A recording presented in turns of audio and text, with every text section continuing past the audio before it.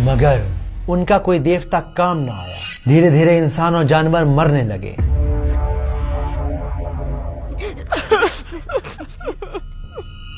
और फिर एक उम्मीद जगी, एक आवाज उठी। अरे ये कौन है?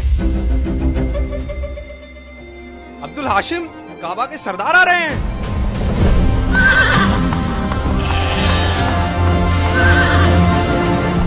हाशिम दूर दराज इलाके का सफर करके अपने लोगों के लिए खाने का सामान लाए थे। हुजूर मेरे लिए भी। वो प्यासों की प्यास बुझाते, भूखों को अपने हाथ से रोटी तोड़ कर खिलाते। अपने लोगों की खिदमत में उन्होंने दिन रात एक कर दिया, लेकिन फिर भी भूख के बादल उन पर मंडराते रहे। हाशिम, कुछ दिन तो गुजर जाएंगे, लेकिन तुम्हें इस मुश्किल का मुकम्मल इलाज निकालना होगा। मुकम्मल इलाज यानी मक्का को एक ऐसे प्लान की जरूरत थी जिससे इस कहत को, इस भुखमरी को हमेशा के लिए खत्म किया जा सके।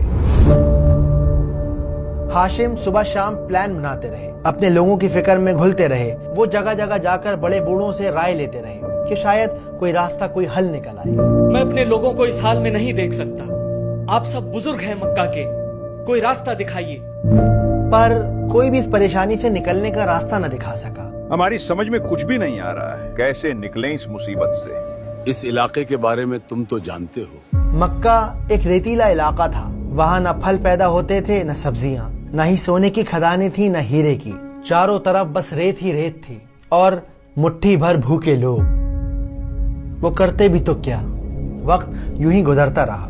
न जाने कितनी जिंदगियां मौत के हवाले हो गई।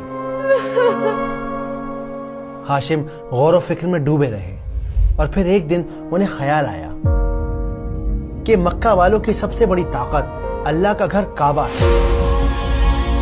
ये मैंने पहले क्यों नहीं सोचा? ये तो सबसे बड़ी ताकत है। और इसी काबा का नाम इस्तेमाल करके वो मक्का का पहला तिजारती सफर करेंगे। कबीले वालों, हम कारोबार करेंगे। सर्दियों में यमन का सफर करेंगे और गर्मियों में सीरिया का। ये क्या कह रहे हैं? ताज्जुब है। ये बात तो कभी सुनी नहीं। इस ऐलान को सुनकर मक्का वालों के होश उड़ गए। आज तक किसी ने ऐसी बात नहीं सोची थी। हाशिम का यह ऐलान असल में मौत का पैगाम था। क्या ये ऐसी बात नहीं जैसे हम खुद अपनी मौत को दावत दे रहे हों? हाँ बिल्कुल। पागलपन है, पागलपन। शाम ढलते ही डाकू हमारा माल लूट लेंगे और हमें कत्ल कर देंगे। कबीले वालों की ये बातें सुनकर हाशिम मुस्कुरा दिए। उन्होंने उन सबको समझाया कि परेशान होने वाली कोई बात नहीं। हम इस बैतुल्लाह के मुहाफिज हैं, हम पर कोई हाथ नहीं डाल सकता। बिल्कुल सही कहा। हाशिम ठीक कहता है, हम पर कोई हाथ नहीं डाल सकता।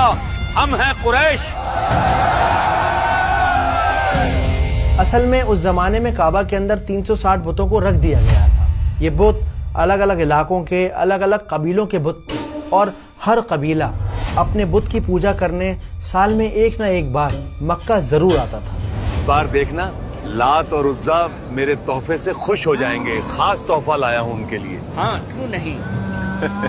तो अगर कोई कबीला कुरैश के काफिले पर हमला करता तो उसे इस बात का जरूर डर लगा रहता कि कहीं ऐसा ना हो कि कुरैश वाले उनके बुत को कोई नुकसान पहुंचा दें या उनके बुत को काबा से निकाल कर फेंक दे, क्योंकि इन दी एंड जाना उन्होंने साल में एक ना एक बार अपने बुत की पूजा करने के लिए मक्का ही था। किसी ने अगर जरूरत भी की तो निकाल देंगे उस कबीले के बुत को। हाँ बिल्कुल।